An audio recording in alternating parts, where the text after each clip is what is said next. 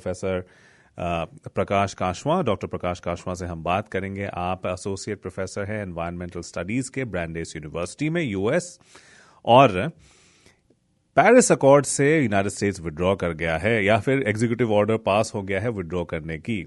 क्या कितना सिग्निफिकेंट है ये, क्या असरात होंगे? आइए डॉक्टर प्रकाश काशवां से बात करते हैं। गुड मॉर्निंग प्रकाश, बहुत शुक्रिया आपने हमें टाइम दिया। Hello, Mani, and your listeners. Good morning to you all too. सबसे पहले तो एक बार फिर से ट्रम्प लैंड से आप हमारे साथ बात कर रहे हैं, I think first time in 4 years. So how does it feel? And especially as a climate scientist. Right. मुझे नहीं लगता है कि इतना आसान है अभी से डिस्क्राइब करना कि ये सब के मायने क्या होंगे। I think सिचुएशन काफी कॉम्प्लिकेटेड होने वाली है बहुत सारे फ्रंट पे। जो एक तरीके का सोशल माहौल बनेगा, उसके जो इंस्टीट्यूशनल रेमिफिकेशंस होंगे, और ऑफ कोर्स एनवायरनमेंट और क्लाइमेट की बात है, लेकिन इमिग्रेशन का है। तो क्या होता है कि स्पेशली हमारे जैसे लोग जो सोशल साइंस के अपने प्रोफेशन की वजह से वी कीप ये सब चीजों को ऑब्जर्व करते रहना हमारा प्रोफेशन है।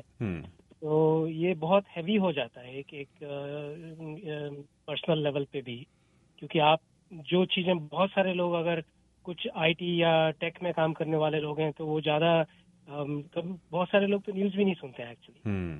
तो उनको उतना फर्क नहीं पड़ता है because they are not actually aware and उसका कॉन्शियसनेस में आता नहीं है। लेकिन बाकी लोगों के लिए, कुछ लोगों के लिए शायद काफी भारी हो जाता है। तो हो सकते हैं।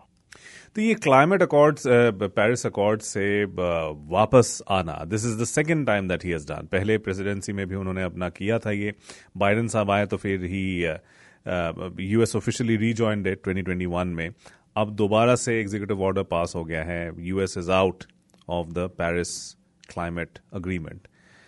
तो what does it mean for the fight against climate change, Prakash, in the light of this? तो सबसे बड़ा तो ये है कि उसको 2-3 लेवल पे अलग अलग तरीके से सोचना है कि एक तो जो क्लाइमेट चेंज के अगेंस्ट में जो क्लाइमेट मिटिगेशन का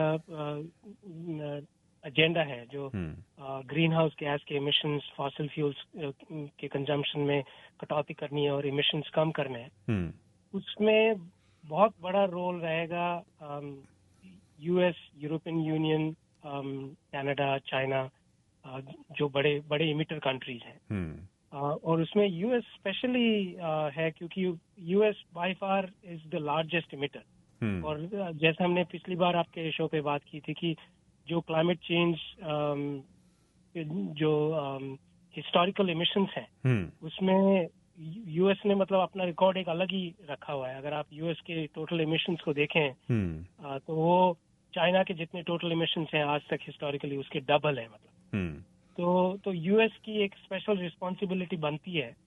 और इसकी वजह से अगर यूएस पेरिस क्लाइमेट अग्रीमेंट से बाहर जाता है, विच इज बेसिकली स्टेटमेंट कि हम लोग कुछ करेंगे नहीं घर पे, क्लाइमेट चेंज पे हम लोग कुछ काम नहीं करेंगे। और ऑफ कोर्स प्रेसिडेंट ट्रम्प का जो स्लोगन है ड्रिल बेबी ड्रिल, वो सिर्फ ये नहीं है कि सिंबॉलिकली पेरिस एग्रीमेंट से बाहर निकल रहे हैं, विच इज नॉट, उसका इतना असर नहीं पड़ेगा जितना कि आप एक्टिवली फॉसिल फ्यूल कंजम्पशन को और फॉसिल फ्यूल इकोनॉमी को बढ़ावा दे रहे हो। और जो बाइडेन एडमिनिस्ट्रेशन ने कई सारे एग्जीक्यूटिव ऑर्डर्स निकाले जिसमें पब्लिक लैंड पे ड्रिलिंग को बैन कर दिया था, तो वो सब भी रिवर्स कर रहे हैं। तो एक तरीके अगर सब्सटेंटिवली स्पीकिंग बात करें तो वो जो बाकी चीजें, जो ये ड्रिल बेबी ड्रिल का एजेंडा है, ये ज्यादा कॉन्सिक्वेंशियल बजाय कि फॉर्मली पेरिस क्लाइमेट अग्रीमेंट से ड्रॉ करना।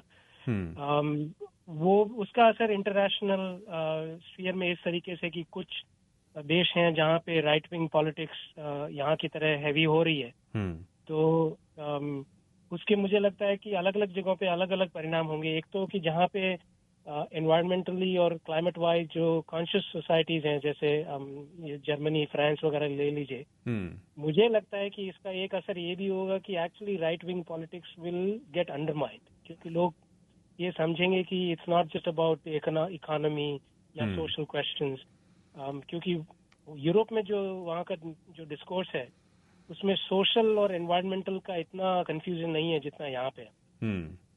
तो मुझे लग रहा है कि वहाँ पे जो लोग एनवायरमेंटल एजेंडा सपोर्ट करते हैं, they will actually see more clearly कि डेंजर्स क्या क्या हैं राइट विंग पॉलिटिक्स को सपोर्ट करने के। तो ये मेरे को एक थोड़ा सिल्वर लाइनिंग लगता है क्लाउड में, पर देखना पड़ेगा ये कैसे अनफोल्ड होता है। ये मतलब मुझे हैरत इस बात से भी हुई क्योंकि कल उन्होंने एलए फायर्स का जिक्र किया और दरअसल सरकार इनकॉम्पिटेंट रही उसके साथ डील करने के लिए इसकी तरफ इशारा किया, लेकिन साथ ही साथ जो है क्लाइमेट चेंज को कम्प्लीटली इग्नोर कर रहे हैं, जबकि एक बड़ा फैक्टर है क्लाइमेट चेंज, क्योंकि एलए में जो फायर्स हुए अभी मतलब कुछ शायद अभी भी सुलग रहे हैं। दूसरा, हमने हरिकेन्स देखे फ्लोरिडा में, नॉर्थ कैरोलिना में, जिस तरह से डेवस्टेशन आया। ये सब होने के बावजूद क्या वजह है कि ओपनली इस तरह से इसको डिनाई किया जा रहा है? मतलब ये मतलब कभी उठेंगे नहीं and will never smell the coffee, या क्या है? It is a conscious strategy कि भाई नहीं, we need to reinvest in fossil fuels because renewable energy के जरिए ये बात बनेगी नहीं। नहीं, ये तो एक अलग ही खेल है। वो ये है कि ये जो स्मेल द कॉफी और जो ये क्लाइमेट मिस इन्फॉर्मेशन का, इसमें एक बड़ी डिबेट करने की जरूरत है। क्योंकि क्या हो रहा है कि मतलब ये मैं उसके बहुत डिटेल में नहीं जाना चाह रहा, लेकिन ऐसा हो गया है कि जो कॉर्पोरेट लॉबीज हैं, सो फॉसिल फ्यूल इंडस्ट्री ने 1950 से इनको पता था कि इनके अपने साइंटिस्ट जो कि एक्सान के लिए या शेल के लिए, ये जो ऑयल कंपनीज के लिए जो इन्होंने क्लाइमेट साइंटिस्ट हायर किए हुए थे, written black and white report में ये दिखाया था कि आप ये जो बिजनेस है फॉसिल फ्यूल इंडस्ट्री का, it is going to contribute to this massive global problem. और जो पब्लिकली लिस्टेड कंपनीज होती हैं उनकी फिड्यूशरी रिस्पॉन्सिबिलिटी होती है कि अगर ऐसी भी आपके बिजनेस के बारे में कोई ऐसी वाइटल इंफॉर्मेशन, रिसर्च या कोई सामने आती है तो you to share it with the public. तो उन्होंने वो करने के बजाय एक्टिवली उन्होंने एक डिस इन्फॉर्मेशन कैंपेन फंड किया, उसको पूरा ऑर्केस्ट्रेट किया, जिसमें उन्होंने पीआर एजेंसीज को हायर किया, क्लाइमेट साइंटिस्ट को हायर किया, इकोनॉमिस्ट को हायर किया। क्लाइमेट साइंटिस्ट मतलब फेक क्लाइमेट साइंटिस्ट, जो क्लाइमेट साइंटिस्ट बिक जाए वो ऑब्वियसली क्लाइमेट साइंटिस्ट नहीं है, लेकिन ऐसे उन्होंने जो पब्लिक में जिसको वो बोल सकते थे कि भाई ये हमारे क्लाइमेट साइंटिस्ट है, ये एक इकोनॉमिस्ट है, ये सब मिलके बोल रहे हैं कि क्लाइमेट चेंज या तो सीरियस प्रॉब्लम नहीं है, या प्रॉब्लम है तो आप अगर इसको करोगे तो इकोनॉमी को बहुत बड़ा नुकसान होगा। तो उन्होंने ये मल्टी डिकेडल कैंपेन चलाया एक्टिवली अंडरमाइन करने के लिए the public trust in science. तो ये जिन्होंने ऐसा काम किया हुआ, जिन्होंने ऐसा कैंपेन चलाया है, उनको आप फैक्ट्स नहीं दिखा सकते, right?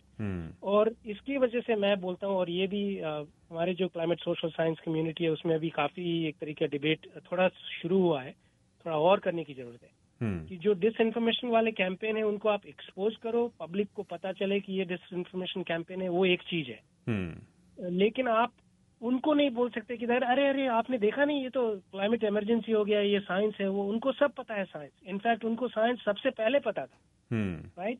So that is the issue. उनका ये डेलिबरेट अटेम्प्ट है कि जो इसका economic fall out fossil fuel industry पे होना है इसको किसी तरीके से, और वो सक्सेसफुल रहे। हम लोग 30 years the global community has failed to act on climate change. मैं बोलूंगा कि उसका मेजर रीजन जो है, जो पब्लिक में नहीं कभी डिस्कस होता है, वो ये है कि फॉसिल फ्यूल कंपनीज ने ये कैंपेन चलाया, उन्होंने पॉलिटिशियंस को खरीदा, उन्होंने इकोनॉमिस्ट को खरीदा, और इस तरीके से ये सब कैंपेन चलाया। तो एविडेंस वो देखेंगे नहीं ये लोग कभी। डोनाल्ड ट्रंप के मैं कल देख रहा था जो एग्जीक्यूटिव ऑर्डर्स में वो कर रहे हैं कि मतलब आप देखिए कि ऑफशोर ड्रिलिंग पर जो रेस्ट्रिक्शंस बाइडेन एडमिनिस्ट्रेशन ने लगाए थे उनको रोल बैक करने के लिए ऑर्डर पास कर दिया गया है। Arctic national wild life refuge में जो प्रोटेक्शंस दिए गए थे उनको रिसेंड करने की बात कर रहे हैं।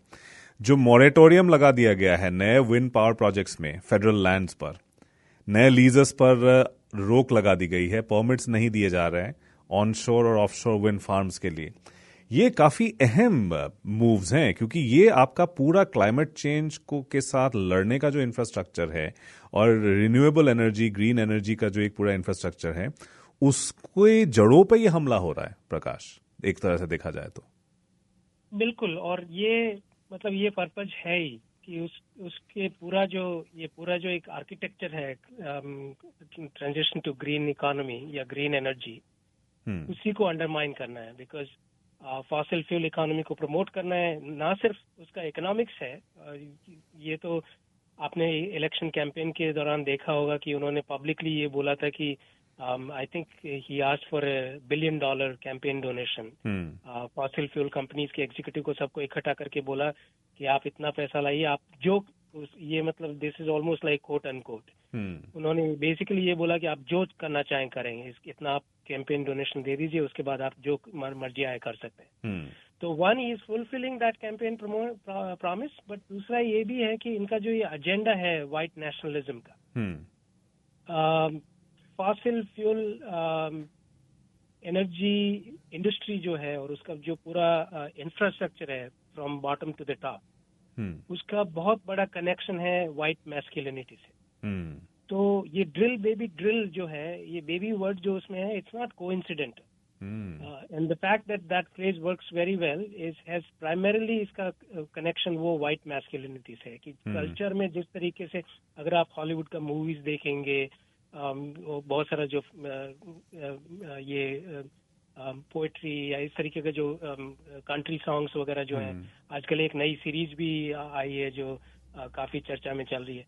तो वो एक जो पूरा कल्चरल उसका नैरेटिव है, उससे इंट्रिकेटली कनेक्टेड है this idea of fossil fuel, promotion of fossil fuel industry. तो उसकी वजह से उसका मायना ये भी है। मतलब तो ये जो पेरिस क्लाइमेट से विड्रॉ करना और ड्रिल बेबी ड्रिल का जो है, ये it's actually very central part of the overall narrative जो ये ट्रम्प प्रमोट कर रहा है, जिसकी वजह से इनका इलेक्शन हुआ है। मेरा आखिरी सवाल प्रकाश आपसे, क्योंकि रिलेटेड चीज कनाडा में भी हम देख रहे हैं। इनफैक्ट आज सुबह ही मैंने वो न्यूज भी पढ़ा है जिसमें बताया गया है कि अल्बर्टा ने चुपचाप ईस्टर्न रॉकी माउंटेन्स में कोल माइनिंग में मॉरेटोरियम 2022 में लगाया गया था, उसको क्वाइटली लिफ्ट कर दिया है। मतलब वहां पे माइनिंग होगी। साथ ही साथ एक्स द टैक्स का जो कैंपेन कंजर्वेटिव लीडर पियर पॉलिएव साहब ने वो चलाया हुआ है।